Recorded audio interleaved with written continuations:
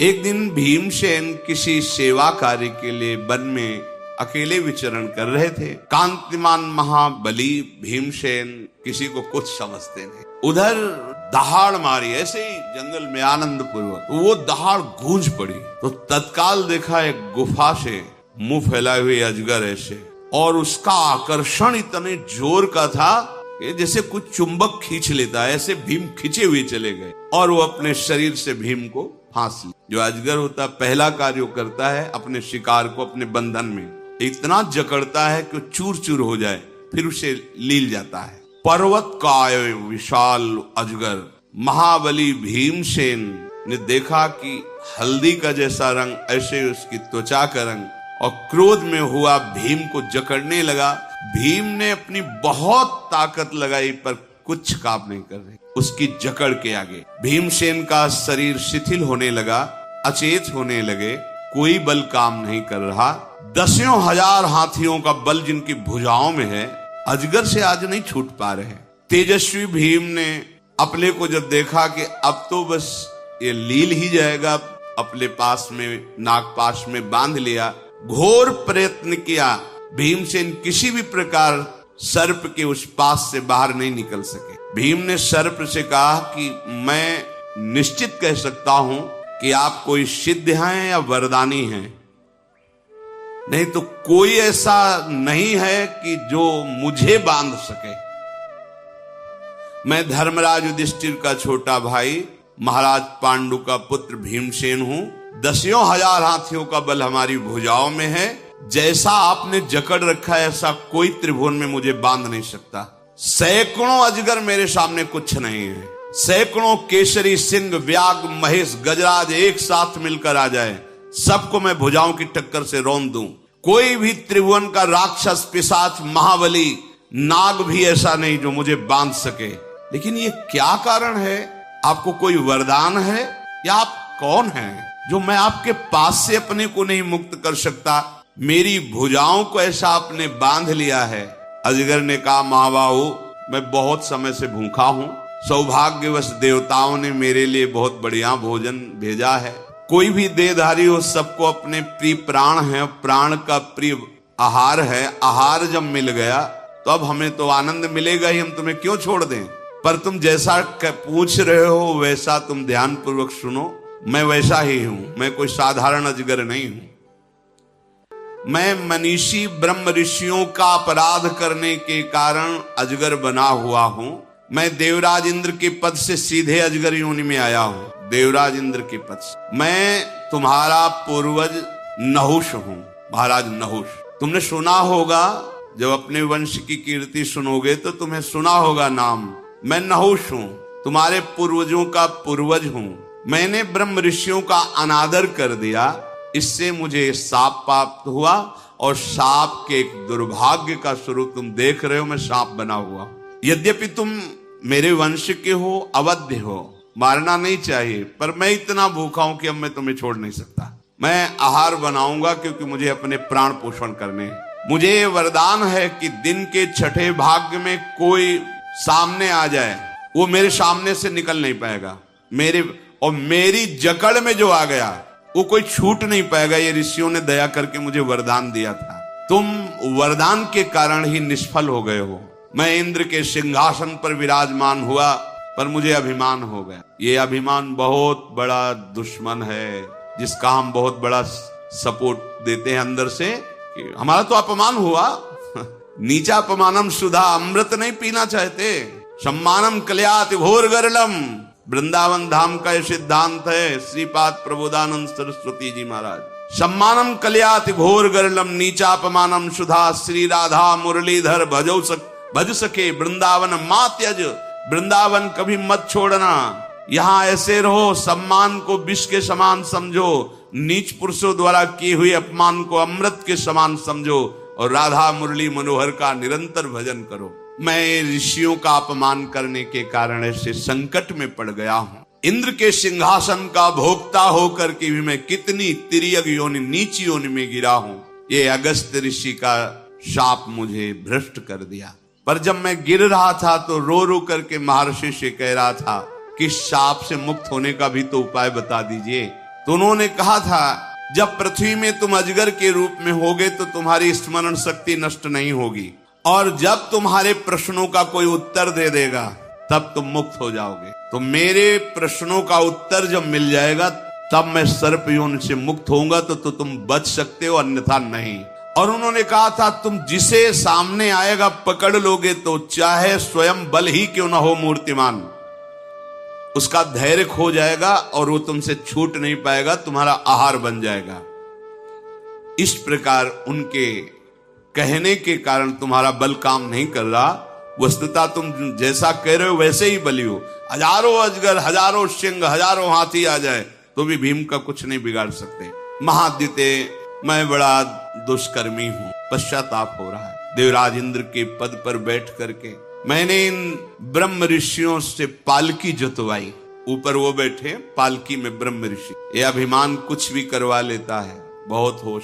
हम देखते हैं सूक्ष्मता से कि जैसे धन के बल से मुनीम रखा जाता है, धन के बल से नौकर रखा जाता है, ऐसे धनाभिमानी जन विरक्त साधुओं को भी समझते हैं। जब ये पता चले कि मैंने जीवन में जो कमाया, जो कुछ हुआ, उसका तो यहाँ कोई महत्व ही नहीं है, तब तो हमारी साधुता। अगर हमें नाम का बल नहीं, अपने आराध्य देव का बल नहीं है, तो वेश रखने से मतलब क्या रहा। अगर सम्मान है धन का, कभी कभी जानबूझ करके ऐसा व्यवहार करना पड़ता है जिससे तुम्हारे अभिमान का नाश हो। पर यदि तुम परमार्थ के पथिक नहीं हो तो ठहरोगे नहीं, भागना पड़ेगा। अगर कहीं भी किसी का आदर है तो उसके अंदर भक्ति बढ़े, श्रद्धा बढ़े, जिससे वो हजारों का सहयोग कर सके। किसी के ऐसे नहीं कि तुम नहीं, अगर ऐसा हो तो अपने जीवन को धिक्कारना चाहिए। हमारा जीवन कहां आ गया, इसके लिए हम भगवत मार्ग में नहीं। हमारा उद्देश्य है भगवत प्रेम, भगवत प्राप्ति। हाँ, उस उद्देश्य की पूर्ति के लिए जितना भी हमें, आप हमारे सर पर पैर रखकर चलो, स्वीकार है, लेकिन प्रियाजू की तरफ, संसार की तरफ नहीं, फिर नहीं, फिर नहीं। मैं इंद्रासन का सुख भोग कर इतना अभिमानी बन गया कि ब्रह्म ऋषियों को पालकी में जतवा दिया। एक बार लाडली कुंज में थे, तो जिनकी लाडली कुंज थी उनके निज पर करके आए बड़े पर। एक गुरु भाई थे, ए बाबा जरा पानी लाना। पूज्य महाराज जी अंदर बैठे थे, बाहर निकले। कौन जी, क्या बोला? ए बाबा पानी लाना। तुरंत निकलो, तुरंत कुटिया से बाहर निकलो। साधु सब करवावई सेवा, जिनके ही आचरण भवानी ते निश्चर सम जानो प्राण। आज्ञा कर रहे हो तुम, तुम्हें प्यास लगी थी तो तुम दैन्यता से बोल सकते थे बाबा क्या जल मिलेगा, तो तुम आए हो, ठीक है, आज्ञा, निकलो बाहर, कभी यहां मत आना, चलो यहां से बाहर। गुरुजनों को भी देखा है, महापुरुषों को देखा नहीं। ये ध्यान रखो, ऐसा जीवन मत बना लो। हम प्रेम भिक्षुक हैं, धन भिक्षुक नहीं, मान भिक्षुक नहीं।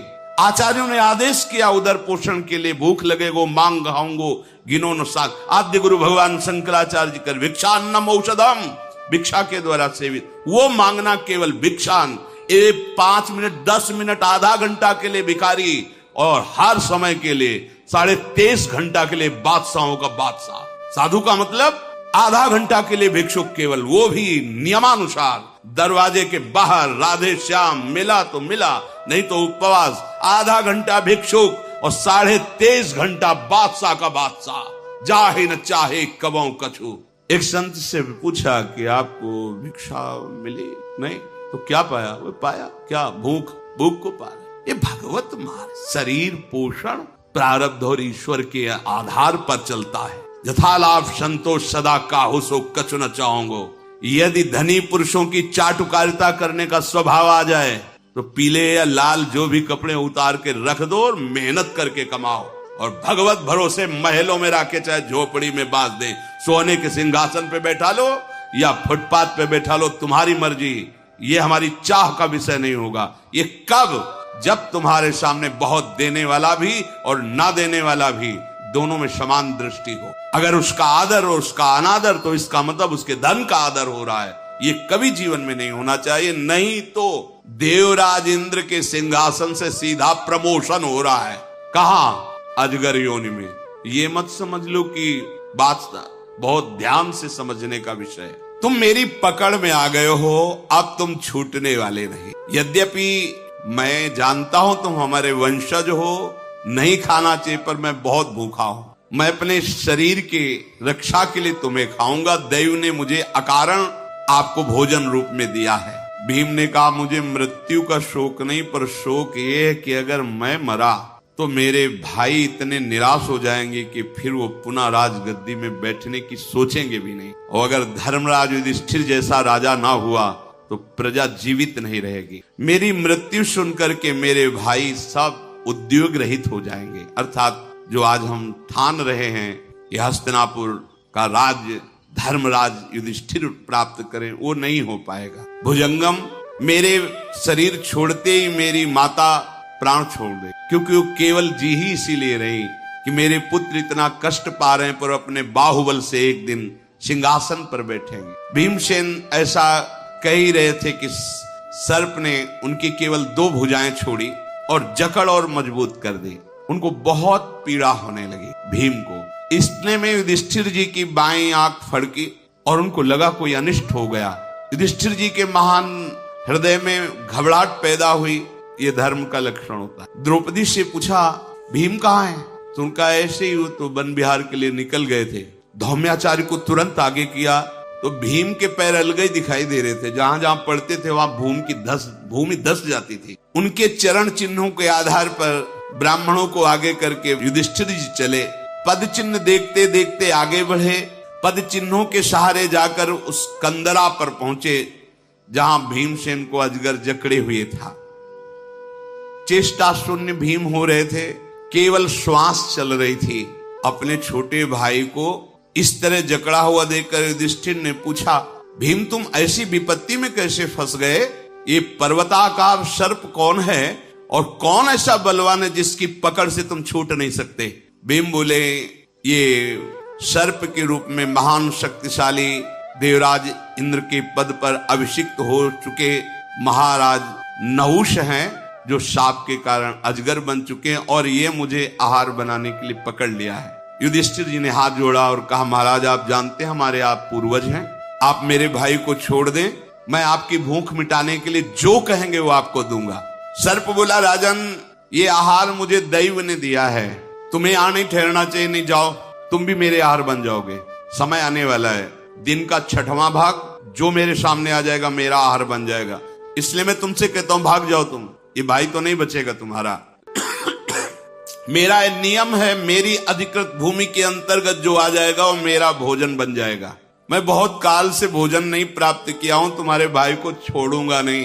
युधिष्ठिर ने कहा, तुम कोई देवता दैत्य या सर्प नहीं हो। जब पता चल गया है कि तुम हमारे पूर्वज हो तो आपको कृपा करनी चाहिए। देखो आपने बड़े बड़े यज्ञ किए हैं, स्वाध्याय किया है, तपस्या की है, सत्कर्म किए हैं, निष्कंटक देवराज इंद्र के पद पर बैठे हैं, आपको ऐसी गति कैसे प्राप्त हो गई? तो उन्होंने कहा कि मैंने जो ब्रह्म ऋषियों से सेवा ली, पालकी ढुलवाई, उसका मुझे परिणाम मिला है कि मैं अजगर बना हूं, मैं ऐसी अवस्था में पहुंच गया हूं। युधिष्ठिर ने कहा कि तुम्हारी इच्छा क्या है? तो उनका, मैं इस योनि से तभी छूट सकता हूं, मेरे प्रश्नों का उत्तर तुम दे दो, मैं भीमसेन को छोड़ दूंगा क्योंकि मैं सर्प योनि से मुक्त हो जाऊंगा। युधिष्ठिर जी ने कहा, तुम इच्छानुसार प्रश्न कर सकते हो, तुम्हारी बात का धर्मयुक्त उत्तर होगा, मैं हर चेष्टा से तुम्हें प्रसन्न करूंगा और तुम्हारा जो लोकांतर ढक गया है उसको प्रकाशित करूंगा। सर्प ने कहा कि मैं ब्रह्म ऋषियों का जीवन जानना चाहता हूं, तुम ही जानते हो उस तत्व को, किसे कहते हैं ब्रह्म ऋषि? ब्रह्म ऋषि किसे कहते हैं? जानने योग्य तत्व क्या है जिसे जान लेने के बाद कुछ जानना बाकी नहीं रहता? अनुमान से नहीं, अनुभव से। तुम महान बुद्धिमान साक्षात धर्म हो, मेरा उत्तर दीजिए। युधिष्ठिर ने कहा, नागराज जिसमें सत्य विराजमान हो, वाणी में और जीवन में भी, और दूसरों को सुख देने की भावना हो, और हर अपराध को क्षमा करने का स्वभाव हो, बहुत ही सुशील और सरल स्वभाव हो, क्रूरता कभी छू न गई हो, और तपस्या जिसके स्वभाव में बैठी हो, जिसमें ऐसे सद्गुण विराजमान हो, उसे ब्रह्म ऋषि कहा जाता है। सत्यम दानम क्षमाशीलो मानसंस तपो घृणा दृश्यंते यत्र नागेंद्र स्व ब्राह्मण इति स्मृता। और तुमने पूछा जानने योग्य तत्व क्या है? तो जानने योग्य तत्व पर ब्रह्म है। जो पर ब्रह्म को जान लेता है वो दुख और सुख दोनों से परे पहुंच जाता है। जो उस तत्व को जान लेता है उसके हृदय में कभी शोक नहीं होता है। जानने योग्य तत्व दुख और सुख से परे बताया तुमने। नहुषी बोले, पर मैं तो सबको दुख और सुख से युक्त देखता हूं। हाँ, सत्य है, जो दिखाई देता है वो तत्व नहीं है। जो दिखाई देता है सुख दुख, वो भोक्ता देहाभिमानी जीव है, वो तत्व नहीं है। तत्व तो अनुभव में आने की, वो देखने वाली वस्तु थोड़ी है। वो लक्षणों के अभाव में जो तुम बाहरी देख रहे हो शरीर क्रिया, और देहाभिमानी जीव जो दुख सुख का भोक्ता कर रहा है वो अपने स्वरूप को नहीं जान रहा है। तत्व दुख सुख से परे शोक रहित स्थिति है। जो दुख सुख से परे वेद्य तत्व है, दुख सुख से शून्य है, उस पद को जानने के लिए देह भाव का त्याग करना होता है। वो हर समय देह ही भाव में तो रहते हैं। देखो ना, उठना बैठना खाना पीना चलना बोलना, लेकिन जो तत्व बोध जिसे हो जाता है, ये सब करते हुए भी वो कुछ नहीं करता। नागराज, मेरा तो यही विचार है, फिर आप जैसा कहें, जिससे संस्कार सदाचार और देह भाव का नाश ये प्राप्त होता है, वो ब्रह्म ऋषि का संग कहलाता है। संस्कार भागवती, सदाचार इंद्रियों का संयम और देह भाव का नाश अर्थात आत्म स्वरूप में स्थिति, ये किसके संग से, किस साधन से? बोले ब्रह्म ऋषियों के संग से, भगवत प्रेमी महात्माओं के। फिर शरप ने कहा कि मैं तुम्हारी बात अच्छी तरह से समझ रहा हूं, तुम ठीक से धर्म को जानने वाले हो। तुम्हारे भीमसेन को अभी तो मैं नहीं खा रहा, पर जानने योग्य बात का और विस्तार से वर्णन करो। तो युधिष्ठिर जी ने कहा, वेद वेदांगों के पारगामी विद्वान जिस आचरण को प्रमाणित करते हैं वही आचरण करना चाहिए, मनमानी नहीं। हम वेदों को नहीं जानते, शास्त्रों में क्या लिखा है इतना पढ़े नहीं सब। तो जो संत गुरुदेव बोल रहे हैं वो सार है, उसको पकड़ो, उसके अनुसार चलो। वेद रूपी जंगल में तुम भटक जाओगे, नहीं जान पाओगे रास्ता क्या है। ऐसा समझो जैसे मेडिकल स्टोर है, तुम परेशान हो सर दर्द से, तो अब तुम दवाई जानते नहीं हो, अब कोई ऐसी दवा खा ली जिसमें तुम्हें परेशानी हो, तो डॉक्टर के साथ मेडिकल स्टोर अर्थात उनकी लिखी हुई दवा के साथ, तो फिर वहां से जो औषधि मिलेगी वो काम करेगी। ये शास्त्र हैं, वेद हैं, पूरे मेडिकल स्टोर, हर रोग की औषधि है। सदगुरु हैं, डॉक्टर वैद्य, वो जो तुम्हें दे रहे हैं उसे पालो। अब ये मत कहो कि उस शीशी में लाल लाल बहुत मीठा लग रहा होगा, वो वाली देव दवा, ये नहीं, ये दवा है। हाँ, हम लोग क्या चाहते कि खूब सम्मान मिले, और सबसे आते ही ये हमें गले लगाएं, दुलार करें, पुचकारें, बैठारें, और फिर मतलब जो चाहे वो हमसे ले लें, पर हमको खूब सम्मान दें। ऐसा नहीं हो सकता, नहीं हो सकता। बहुत कड़वी दवा है ये जो दी जाती है, पर भवरोग की अचूक दवा है। अब जो बर्दाश्त कर पावे सो। ये समझो, ये केली कुंज एक वो घेरा है जिस घेरे के अंतर्गत श्री जी की करुणा दृष्टि का आश्रय लेकर उनके अनन्य होकर बस बैठे हैं, बाट जो रहे हैं, साधना नहीं कर रहे, हम बाट जो रहे हैं प्यारी जी के बुलावे की। बस आप इतनी खास बात सुन, बस जब बुलावा आवे प्रीतम का, छोड़ो दुकान मकान, चलो चलते हैं श्री जी के घर, बस इतना है। तो बुलावा कैसे आएगा? जैसे हमें वृंदावन बुलाया गया है, जैसे मनुष्य शरीर दिया गया है, जैसे हमें श्री जी की शरणागति मिली, ऐसे हमें निकुंज मिल जाएगा, खेलते खेलते मिल जाएगा। हमें अन्य आश्रय नहीं, बस अन्य आश्रय, हम इसी बल से बलवान रहते हैं। अन्य आश्रय नहीं, भूल कर भी अन्य आश्रय नहीं। शुरुआत की बात है जब सन्यास से राधा वल्लभ जी के चरणों में कृपा हुई, तो एक दिन स्वप्न में देखा बहुत भीड़ है, नवयुवतियों की जय हो जय हो जय हो। तो बार बार जैसे कोई चाव निकल रहा हो तो देखने को नहीं होता, चाव का मतलब उत्सव में जैसे सवारी निकलती श्री जी, दूर से ऐसे झांक रहे, हमने देखा एक सिंहासन दिखाई दे रहा है, पर लालजू तो दिखाई दे रहे, प्रियाजू दिखाई दे, केवल लालजू बैठे, उधर खाली है। बहुत प्रयास कर रहे, और जय हो महारानी जू की हो रही है, लाडली जू की जय हो, प्रियाजू की जय हो, है कहाँ? बस सुबह सेवा में जाते थे, महाराज जी से पूछा कि आज ऐसा स्वप्न देखा था, प्रभु की उपासना तो चली। बोले हम अभी नहीं समझ पा रहे। वहां महाराज जी थोड़ी देर पहले एक और स्वप्न आया था, उसके बाद ये स्वप्न आया था। क्या आया था? हमने नहीं देखा कोई भय का अवसर, हमने बाल्यावस्था से किसी संत भगवान से ये सुना था, ये मंत्र उच्चारण करने से कभी भय नहीं लगे, उसी के बल से हम गंगा किनारे निर्भय रहे। तो जे भी भय आया तो हमने उसका उच्चारण किया। तो कहा उसमें श्री जी तो है नहीं, जब हमने उच्चारण करके मंत्र बताया, बोले श्री जी तो है नहीं ना, तो श्री जी कैसे दिखाई देंगे? फिर जो दूसरा स्वप्न आया उसमें उसका परिणाम, इतनी सूक्ष्म बात कि स्वप्न में भी संकट निवृत्ति के लिए पूर्वाभ्यास वश जो मन, उसका भी नहीं, यहाँ बिल्कुल प्राणपन से लाड लीजिए, अनन्य हो गया, निकुंज पहुंच जाओगे। हमारी श्री जी के लिए अनन्यता की आवश्यकता, वही सब प्रभु रूपों में, उन्हीं का सारा वैभव। पर रसना कटो जो अन रटो, निरखे अन फुटो नैन, श्रवण फुटो जो अन सुनो, श्री राधा जस बैन। इस विषय में सर्प ने कहा कि मैं आपसे प्रश्न करता हूं कि दान देने से, सत्य और प्रिय वचन बोलने से और अहिंसा करने से, मतलब अहिंसा, किसी की हिंसा न करे, उत्तम गति पा सकता है। आपका क्या विचार है? युधिष्ठिर जी ने कहा दान से भी बड़ा पलड़ा भारी होता है सत्य का, और अहिंसा और हितकर भाषण सत्य से भी भारी होता है। अगर सत्य बोल रहे हो, दूसरे का हृदय चूर चूर कर दिया, दूसरे का नाश का अवसर आ गया, दूसरा बंधन में पड़ गया। सत्य, हितकर, मृदु और अहिंसा, किसी की हिंसा ना हो, बोले इससे उसको मैं श्रेष्ठ समझता हूं। महाराज, दान, सत्य, तत्व, अहिंसा और परिभाषण, इनकी गुरुता और लघुता कार्य की महत्ता के अनुसार देखी जाती है। आपका क्या विचार है? युधिष्ठिर जी ने कहा उत्तम लोकों की प्राप्ति करने के लिए अगर देहाभिमान रहित होकर के दान किया जाए तो उत्तम गति की प्राप्ति हो। ये आई बात। दान कैसा कहते हैं ना, कि गांव की भाषा में कहते दाहिना हाथ दे तो बायां हाथ भी न जाने, और यहाँ पहले से पोस्टर लिखवा के से टांग दिए जाते हैं कि इतने ब्राह्मणों का भोजन, इतने का फूल बंगला, इतने का ये, इतना का ये, और हमारा फोन नंबर और पूरा गांव का पता और बाप का और बाबा का भी नाम पूरा ऐसे। अगर एक पंखा भी तो पंखुड़ी में पूरा जिला और नगर और पूरा सब। ये दान थोड़ी होता है। देखो दान कौन सा उत्तम है, कोई जान नहीं पाया तो दियम वस्तु गोविंदम, तो इससे लाभ मिलता है। दान ऐसा कि कोई जान न पावे। और आगे वर्णन है इसी में, जिसने कभी तुम्हारी कोई सेवा ना की हो, जिससे कभी कुछ सेवा लेने का भाव ना, प्रत्युपकार, क्यों हाथ भी जोड़ेगा। दान ऐसी जगह नेकी कर दरिया में डाल, दोबारा तुम्हारी स्मृति में नहीं आना चाहिए। अब यहाँ अगर हम 10 को भी भोजन पवा के जाएंगे तो वहां अपने गांव में बैठ के 50 के गए थे वृंदावन, सैकड़ों साधुओं को पवाया, 10 की व्यवस्था की है, सैकड़ों संत। अरे संत फिर वाह वाह कर रहे थे और कह रहे थे कब आओगे तुम, तो अब हम तो ठान लिया जब जाएंगे ना, मतलब वाह वाही ऐसा, तुम्हें पता है हमने ऐसा ऐसा, सब गया सब गया। ये सुकृत जो शब्द है तभी लागू होता है कि कोई जान न पावे और प्रभु की वस्तु प्रभु को दे रहे हैं, ये तदीयम वस्तु।